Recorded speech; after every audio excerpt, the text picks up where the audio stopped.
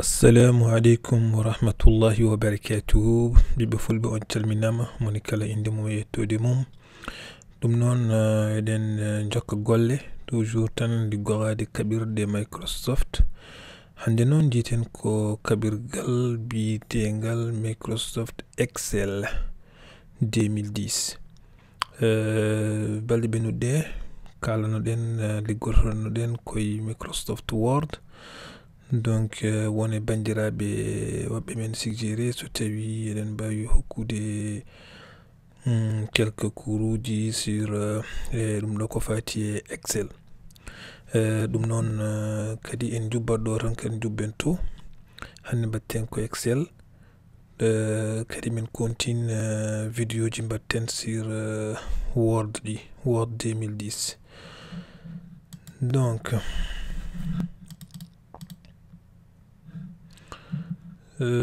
juste voilà Microsoft Excel 2010. Juste mbaɗen hande mbatten tan noon ko présentation kadi mi yiɗino kadi haalande mon holno fotata yarude ko jogoɗon wadde Excel ko. Donc hande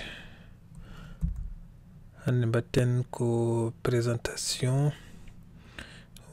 vidéo dewo heno mbaɗen kalen kala ko fati duplication walla mbiyen recopier et mbadde vidéo dewo heno kalen kala ko fati mise en forme de tableau. Et après mi holla mon holno mbaɗirton créer des valeurs aléatoires taw ko Excel utilise ɗon. Et vidéo goɗɗo kalen kala ko fati fonction, c'est-à-dire les formules holno mbaɗirton holno kutirtoɗon formule aji Excel ko wayno fo somme walla son jiiɗi calculde ko wayno moyenne walla son jiiɗi calcul wayno max walla minimum. Donc voilà ko ɗum woni ko jeeten. Ɗum noon hawde hande mbatten ko hande en puɗɗoro donc kalen ko fati présentation Excel. Donc gudden nde ɗo falantinere gudden ɗum ɗo fof. Donc so tawi oɗon jiiɗi uddidde so tawi oɗon jiiɗi liggade e Microsoft Excel holno mbatton. Donc mi anda so ɗon jiiya ɗo on garat hedde ordinateur mo so tawi ko Windows 10 jogiɗon ko heno oɗo interface jogotoɗon. Donc to winda rechercher sur le web et dans le Windows, donc ɗon mbatton on tapat ɗon tan Excel. Donc so mi tappi ɗon Excel no windani on tapat ɗon Excel son tappi ɗon Excel tan so tawi oɗon jogui kutorgal ngal mun jingal yalta ɗo. Donc so ngal yalti on cliquat hen. Donc on jii ko ni ngal sifori.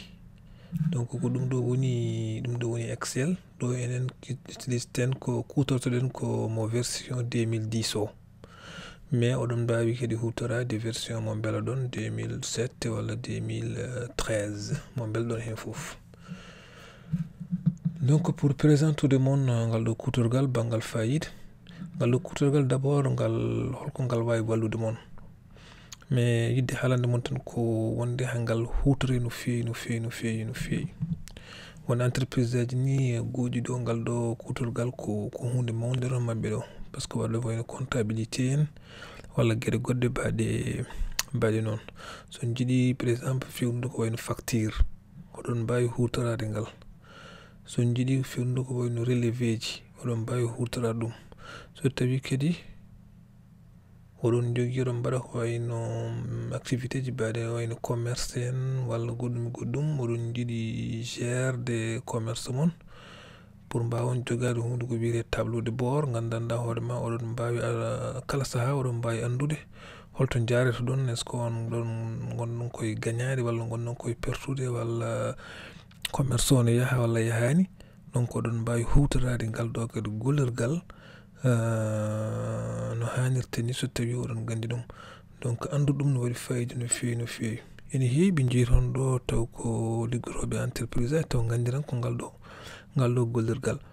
ɗum noon so tawi oɗon wonko ganduɗon e ngal ɗo gollirgal gande kam ko hangal nafa no feewi hara mbaɗe ko hara hata cikki tan ngal nafara no feewi ngal nafara mais so tawi won oɗon gandi ɗum vraiment continue andude ngal liggude hen hangal wawi nafde mon et puis oɗon mbawi dañde hen ligguey no mbinomi ni tan entreprise aji kewɗi ne kutoro ɗum kadi won liggueji kewɗi namɗo so tawi yimɓeɓe ne mbawi ko wayno excellent.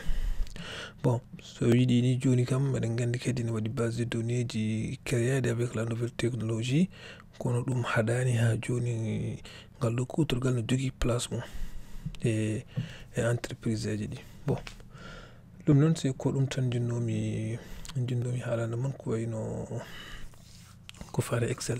Donc payne présentation kutorgol ngal so tawi oɗon mbawi on mbaɗino ko wayno Word on jii ko woni dow ko oɗo ruban gonɗo dow eɗen bon oɗon keftini ruban ko ɗum ɗo fof wiyete ruban. Donc on jii waɗi ko onglet accueil, insertion, mise à jour, mise en forme, formule et données. C'est comme no yimɓe jiruno tan e Microsoft Word ni mais ɗo ne waɗi tan onglet ji goɗɗi kesi min meeɗani yiide ko ɗo jiiɗen ɗum on jii oɗo formule en waɗi ɗo kadi onglet données en waɗi onglet power pivot.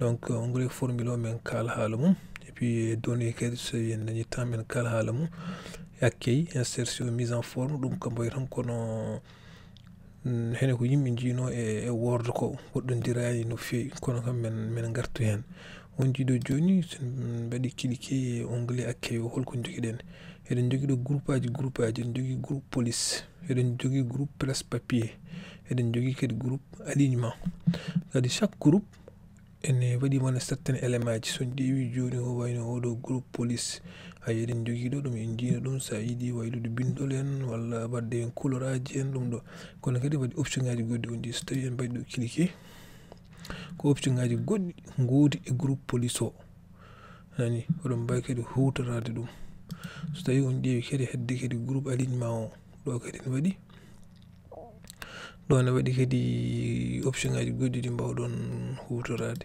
Donc chaque kala groupe oɗon jiiya eɗen jogui option ngaji ɗi mbawɗon hutorade hay sinno option ngaji ɗi affichaka ɗo par ce que ɓe mbawa affiche ɗum foof tan e ruban o ko ɗum waɗi ɓe waddi ɗo guel ɗo ko jiiron ɗo tan ne wayi ɗo no wayi ɗon fléchel ni son clique hen tan hokka mon option ngaji goɗɗi. Donc ɗum cikkumi groupe aji fof ne mbaɗi ɗum ayi style voilà. Bon no jirtoni joni on jii Excel waɗi ko case uji waɗi ko ligne uji ɗum ɗo joni ɗum woni ligne waɗi kadi ko colonne on jii ko ɗum woni colonne. Donc Excel waɗi tan ko ligne uji e colonne hay ligne uji e colonne ɗi koko piccodiri on jii o ligne joni oɗo ligne wiyete ko ligne A on jii A1 non A1 joni ko colonne o ko A et ligne o ko 1 hay c'est-à-dire intersection ko peccodiri to ɗi peccodiri ɗo ko ɗum woni cellule o ɗum wiyete ko cellule ɗum ɗo ko case holno jangirte wiyete ko A1 oɗo joni sen ƴeewi ɗum wiyete ko AD sen ƴeewi joni oɗo joni wiyete ko BD hay B nani ay ko ɗo ɗi peccodiri BD ɗo hay wiyete ko BD so tawi joni en ƴeewi joni oɗo joni oɗo cellule joni wiyete ko D5 c'est à dire colonne o ko D woni ligne 5 ɗum waɗi ɗum wiyede D5 donc ko ɗum woni Excel ɗum noon ko ɗum woni présentation tan basen ɗumnade no mi salmini moon moni kala inde mum yettode mum pour vidéo ji goɗɗi ɗi noon eɗen commence golle merci on jarama.